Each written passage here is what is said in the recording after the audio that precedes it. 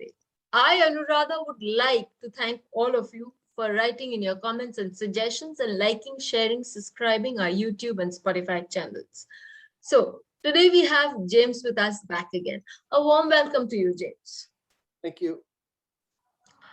James, the Braha Sutras, we talked about them last time. We had a nice time talking about the Braha Sutras, understanding, and you had certain philosophical yet very fundamental things that you were talking about the honesty and integrity and about certain other aspects. So what more could you share with us now? Yeah, and the book is going to be separated into 7 chapters. Part 1 is the being. It has to do with being an astrologer. Not so much with what you do, but what it is to be an astrologer. It's practical. How to structure a session, what your definition of a reading should be, things like that. And then there's a section called the doing, and that's the bulk of the book. It has all the very different, not techniques, but it addresses issues that using the Baba chart and using the degrees and then there's a section on upayas, the gemstones, the mantras, and the yagas. Then there's a section on the clients, how to deal with clients. Then there's a section on the nodes. It's not very big, but it's just on the nodes. And then some odds and ends and things. Regarding the clients, there's lots of different issues that if you're an astrologer you need to know. The one that I love is the people that won't shut up. So you have an hour or you have an hour and a half and you have a lot of information to deliver. Now when I do a reading, I tell them I'm going to speak for 45 minutes or so, and then you can ask whatever questions you want, but you can also ask some questions during the reading if you like, but if it gets too interruptive, I'm going to tell you to hold off. But you have some people that this is very odd, some people that will not stop talking or that will blab and say nothing. They have Saturn conjunct Mercury, which is odd. It has to be very tight. Now, most people with Saturn Mercury are not like that, but some of them with Saturn Mercury, they're neurotic with those tendencies, and you have to be able to stop them. And then some people with Jupiter Mercury aspects can do the same. But aside from that issue where they might start talking, and you have to say, look, wait until the end. First of all, when I tell them to wait till the end, I know I have to chop off 5 or 10 minutes of the reading because I know they're going to need more time. Second of all,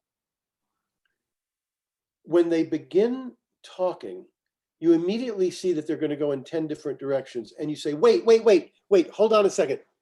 Wait. First, tell me the question. Okay?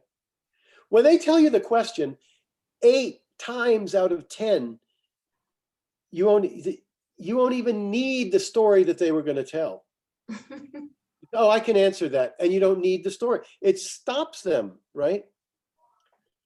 And then the other thing about this is that oftentimes the people will thank you. They'll thank you for cutting it short because they know that they have a problem with this. And sometimes they do start getting into a thing. You can't stop them, and they get into it. And you say, wait, hold on a second, because I'm confused now. I'm confused. Tell me that question again, like that. And that cuts it off. So that's something useful.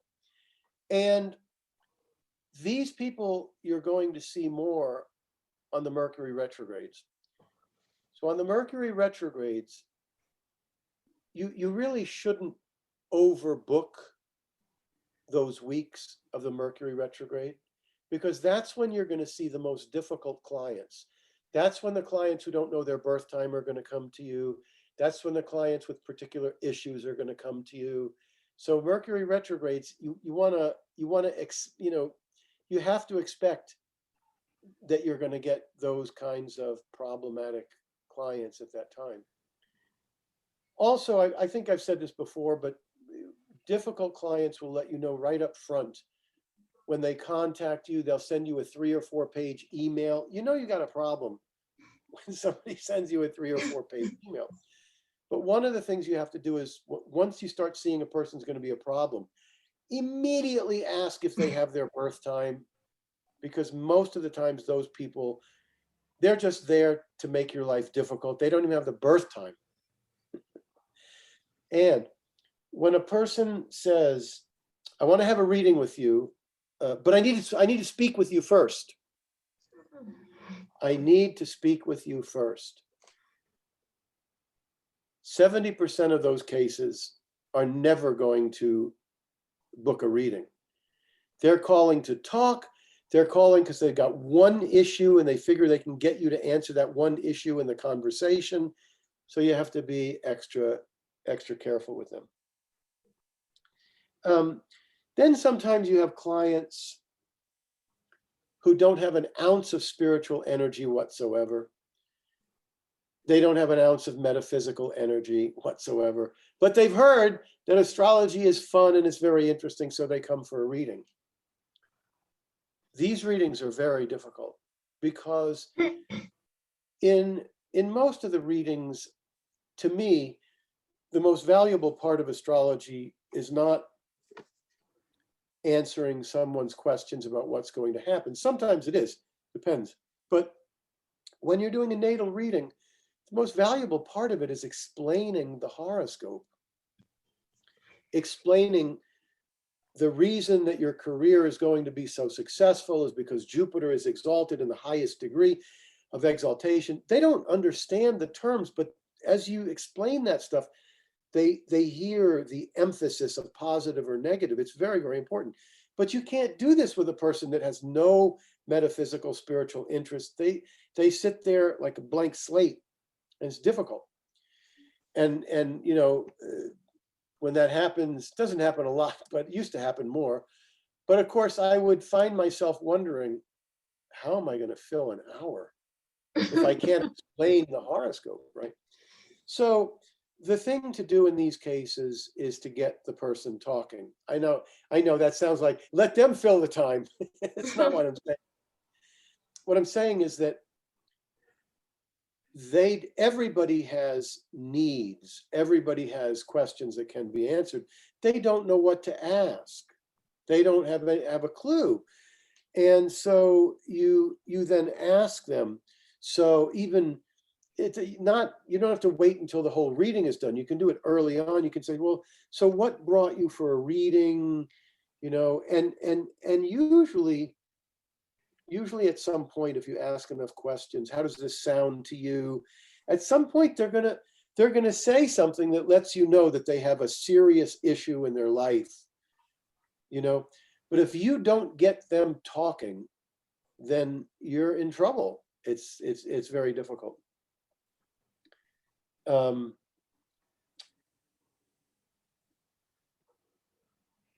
Let me see what else I can. Oh yeah. So one of the sutras is about Saturn representing fear.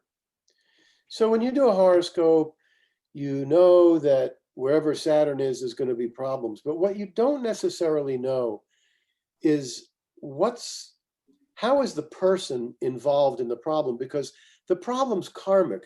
Saturn's in the 3rd house. My younger brother treats me terribly. Saturn's in the 4th house. My mother is bad and this and that, you know, like that.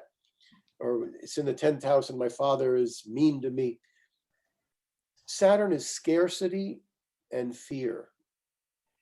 Scarcity and fear. And those two issues, if you speak to the client about those two issues, it allows them to get a handle on how to deal with the situation. So if it's Saturn in the 7th house, they're dealing with scarcity. I'm not good enough. So they go and they get a partner that is way beneath them. You explain Saturn is scarcity. So you have to begin approaching that area with abundance. Saturn is in the 5th house and my son, my daughter and I, we don't get along.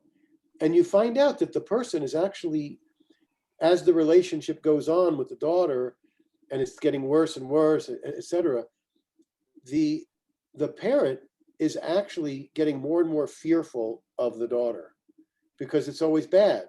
So the more fear they have, the worse it is.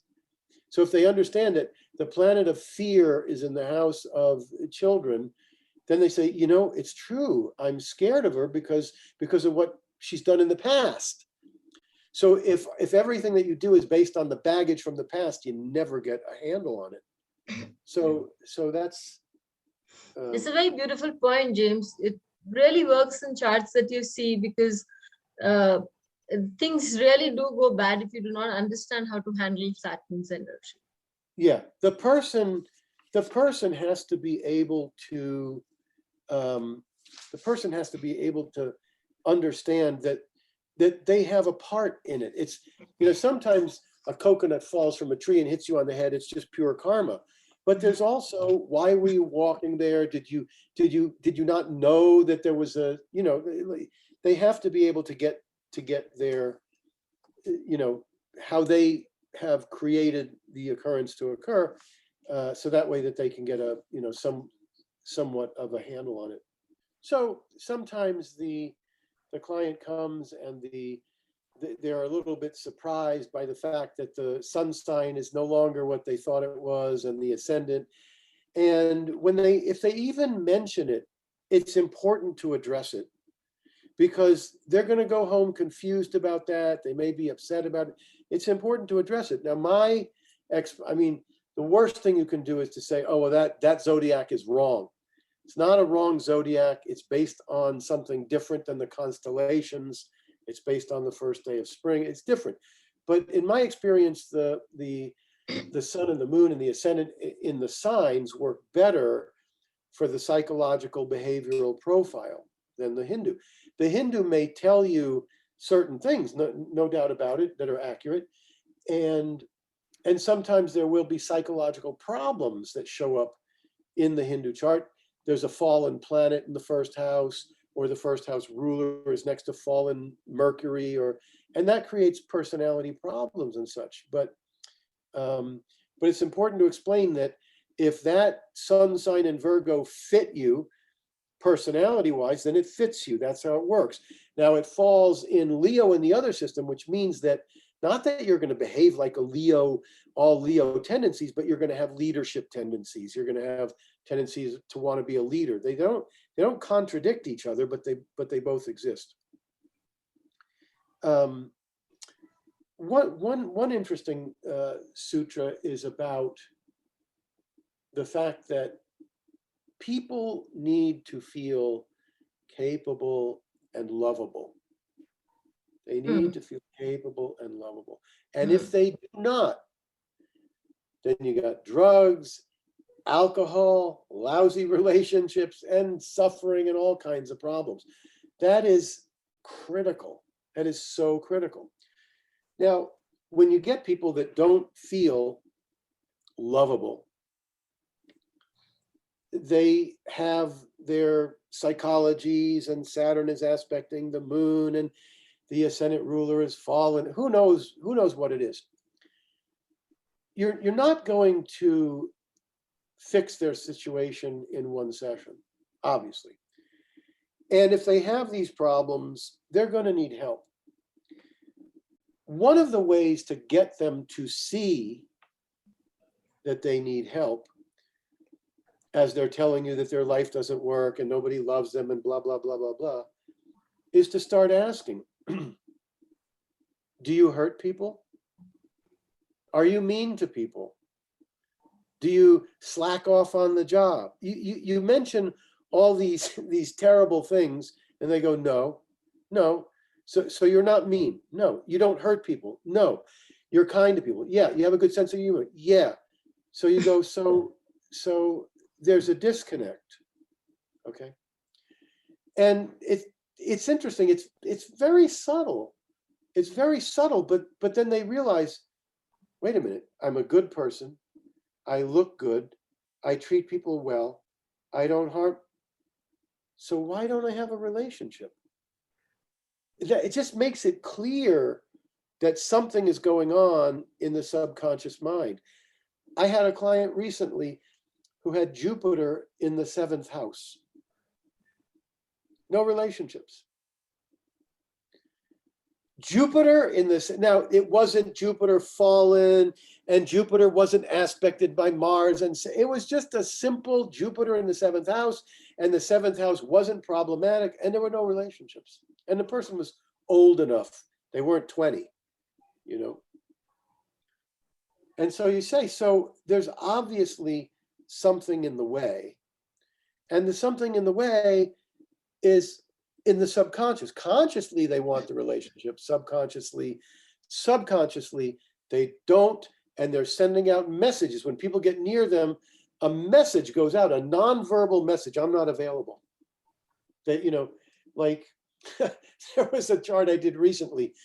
Jupiter was in the 7th house from the moon. Jupiter was aspecting the ruler of the 7th house from the moon. Jupiter was aspecting the 7th house and the 7th house ruler. Saturn wasn't in the way at all. It was all, I said, this is the year. What's going on? Nothing. Well, I have seen people looking at me. I said, yeah, they're looking at you. And what are you doing? Well, I'm saying, well, oh, they must not be looking at me. Not for that reason. So that's a confidence issue.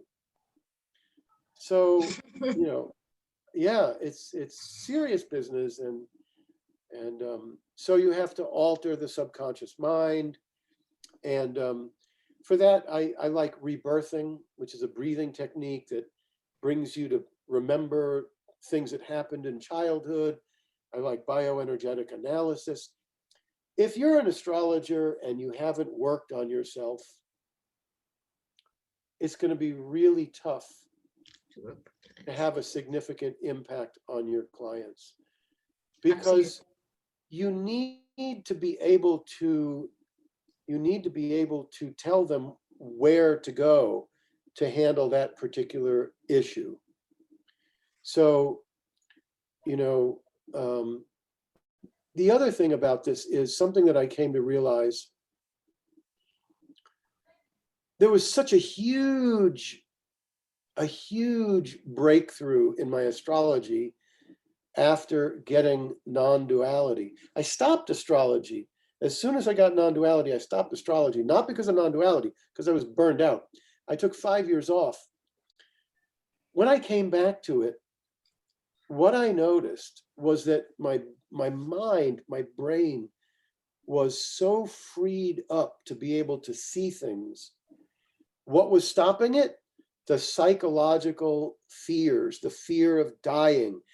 How could there be a God that allows torture, murder, nonstop rapes? And so all of those things, you don't realize it, but when you're doing astrology, all of the baggage that you have going on is sapping your energy. Half of the stuff you tell your clients, they don't even hear. Why don't they hear it? Because they have baggage from the past that is coloring their mind. The mind's not clear. They have issues. So in order for you to be able to clear the mind, to be able to see clearly, you have to handle your own issues. And then, you know, to even be able to notice that the client isn't hearing you, your mind has to be clear. There are clients where I'll be explaining, this is what you need, this is the situation, and they resist it, and they resist it, and they talk about something else. And finally I say, please, I'm not going to change you in this session. I just want to make sure you're hearing what I'm saying. Please repeat back to me what I've said to you. And sometimes they're very confused. They don't know because they didn't hear you, even though you said it in 10 different ways. Yes. Now,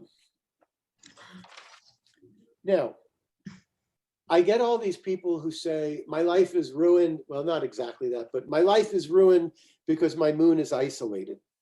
There's no planets. My moon is in Leo. There's nothing in Cancer, Leo, or Virgo. My life is ruined. It's such an overstatement. It means that there is some stress on the emotional, some unease, some stress. It's not huge. And if Jupiter or Venus or full, some great benefic is aspecting that moon, there won't be a problem at all. It won't even matter, And then the issue of the planets in the early degrees and the late degrees, 0 to 6 is the birth state or infant state. 24 to 30 is the death state or the birth state. It depends on the ascendant. But the first 6 and the last 6 degrees are weak. But this is not practical. I would say they're weak in the first 3 and last 3. And there's no comparison to when they're in 0 degrees or 29 degrees. When they're in 0 degrees or 29 degrees, those are the kids that'll be adopted. Those are people that'll be wonderful spiritually. There'll be no ego. If the ascendant is 0 or 29, there's just a void where the confidence should be. There's a void. But at the same time, they're not going to have a problem with all this ego stuff. It won't be there, But it's it's something that you have to mention, because no matter how much confidence is coming from other parts of the horoscope, there'll be a void where the confidence should be from that. From that. Something about the term detriment. So the term detriment in Western astrology, a planet is fallen or exalted, and then they're in their own sign or their detriment. In Hindu, Vedic, all they have is exalted and fallen, so they don't have a planet opposite its own sign. They don't talk about it. They don't have a term for it. But just so that you understand, when you're talking to someone that's into astrology, Hindu astrologers will use the term detriment for a fallen planet. It's a different thing in the Western Vedic astrology. Yeah, in Western astrology. Yeah. There's so many beautiful pearls that you've given us, James. And one of the best things that you've said is Jupiter in the 7th house. People are looking at me, but maybe they're not looking at me like that. That's so true. The time is right, but people are not putting in their own effort, so they are not able to encash it. In many cases, the confidence isn't there. The confidence isn't there. It's, that means that there's some work to be done.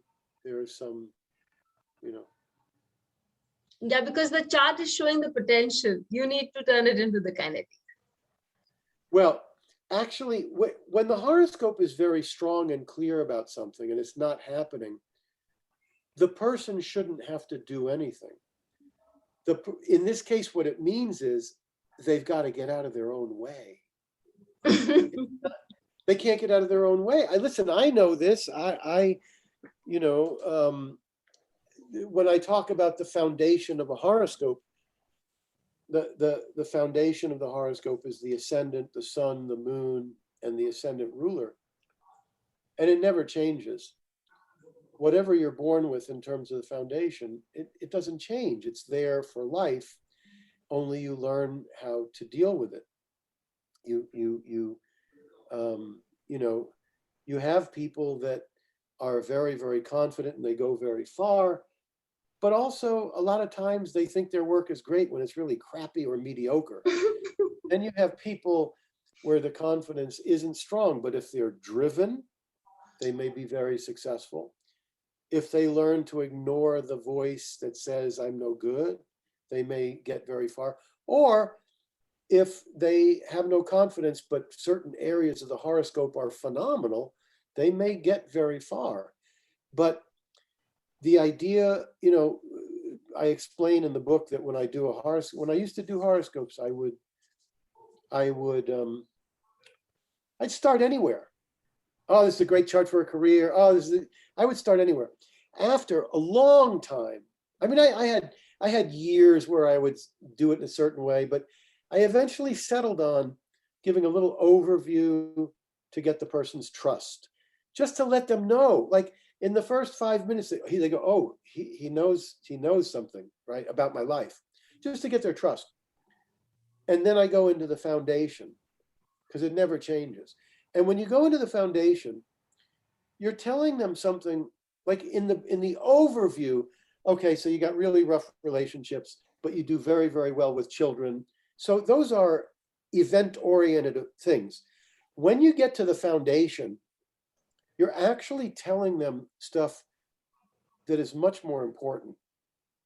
And it has, I think, it has a bigger impact. So in the first 5 minutes, you told them some things that lets the client know that there is fate, because it's made these things happen to you. You've told them that you know what you're doing as an astrologer,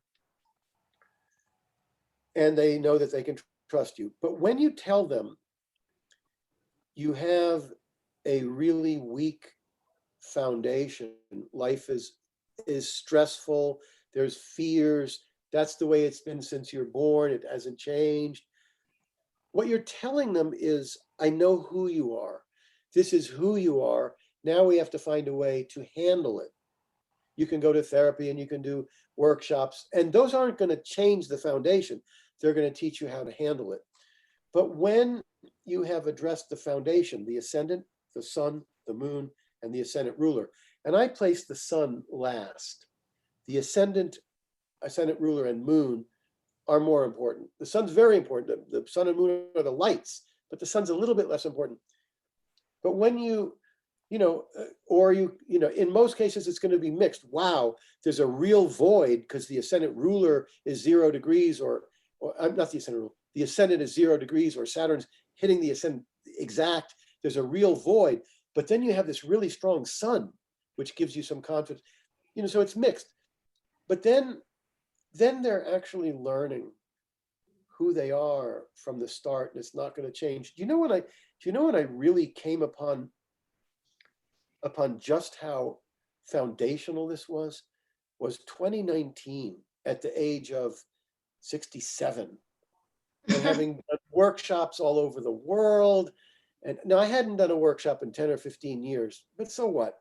I worked on this workshop all year long, and that's why I was going to do the Braha Sutras, because I had listed 250 points to get across to them.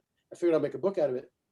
But when I got there, I was as nervous and scared as ever. Now, I knew from experience, it wasn't like the first time I gave a lecture where I thought, maybe I really won't be able to do this. It wasn't like that. It's like, I know I can do this because I've done it a million times, but the same fear is there. The same fear is there. In fact, that morning that I went to give this, because these are my peers, they're not a bunch of, newcomers. Yeah. They're peers, and they're come to the Vedic Astrology conference. And I texted a friend in England because it was 8 in the morning here, and I was scared silly, but I knew it was 2 o'clock in the afternoon. And he said, "Oh, tell them a story. They love stories." So I said, I'm going to tell you all a story. I mean, like, I couldn't. It's almost embarrassing, but the truth of it is, my ascendant ruler is right next to the 12th ruler. It's right next to Ketu. The ascendant ruler is gone, as Santanam used to say. It's gone. The moon is in the 12th. The moon is in the 12th house. It's gone. The ascendant has no aspects of. I mean, it's just. And the sun is in the 29th degree of the fifth house. But yeah, but it turns into the 6th, so it's in a Drishtana in the worst degree of a. I mean, it's just gone, right? I am lucky in the sense that I have a powerful 10th house for a career. And I'm lucky because I was born driven. And that comes from Venus-Mars conjunct in the 4th house. It's always driven me to do things where I'm scared silly to do them. In college, I'll never forget. I also have Pluto in the 4th house. And when I was an actor, I think I've said this, I've said a lot of these things on different videos, but I remember one of my acting teachers, he said, "Jimmy, if you don't settle down, you're going to get an ulcer." he was talking about my being driven. No confidence, scared, fearful, but driven. That helps. That helps. But these are strategies too. I mean, you know, I remember having a conversation with a friend and we were talking about, I said, look, most of life is about desire. If you have the desire, you can make it happen. And he said, yeah, but how do I manufacture the desire? He wasn't wrong. I mean, you know. That's a great one, James. And yes, we have to be driven to be able to reach our goal. Nothing else can drive us there but our own energy. If you get lucky, you have a great dasha. But I have to tell you that if a person is not getting anywhere in life because they got problems and stuff, and then they say to you, when I get into this really good dasha, will my problems go away? And the answer is no. If their problems are coming from psychological things that need healing and stuff like that, no. They'll go through the dasha and the astrologers will be scratching their head, what happened? And that's something, that I, you know, if I'm doing a horoscope and it's not working, I know the chart's right. They've given me a good birth time, not on the hour. And I can see that their brother is the way they're supposed to be, their children are the way, but other than that, you know, nothing good is happening that should be happening. And I don't know the reason for it. It's, you know, because it's not showing by Saturn or by this or that. I just stopped the reading and I go, what happened? They go, what? I go, what happened? You got this great chart. What happened? And then they tell you, well, things were pretty good until blah, blah, blah. Or I had two parents that were dysfunctional. And sometimes it doesn't show in the chart. But those two words, what happened? They're an astrologer's lifesaver. When you know the birth chart is accurate, but it's not fitting. Enough of it is fitting that you know it's accurate. They got 3 brothers, or they have no siblings, something that's obvious in the chart. You know the chart's working, but you know that nothing is succeeding because they've got baggage that needs help, that needs fixing. What happened? Very beautiful, James. We'll keep it in mind. All good astrologers need to keep that in mind, that we should always ask what happened. It helps. Thank you so much, James, for another very power-packed and a very practical session. We look forward for your book, Braha Sutras, but we look forward to associate with you once more before the Braha Sutras come out. It's going to be called the Braha Sutras, A Lifetime of Vedic Astrology Insights. Something beautiful. Beautiful, James. Till we meet with you again. Thank you. Please hit the bell icon for fresh updates. Don't forget to like, share, and comment on the videos, and please subscribe to our channel.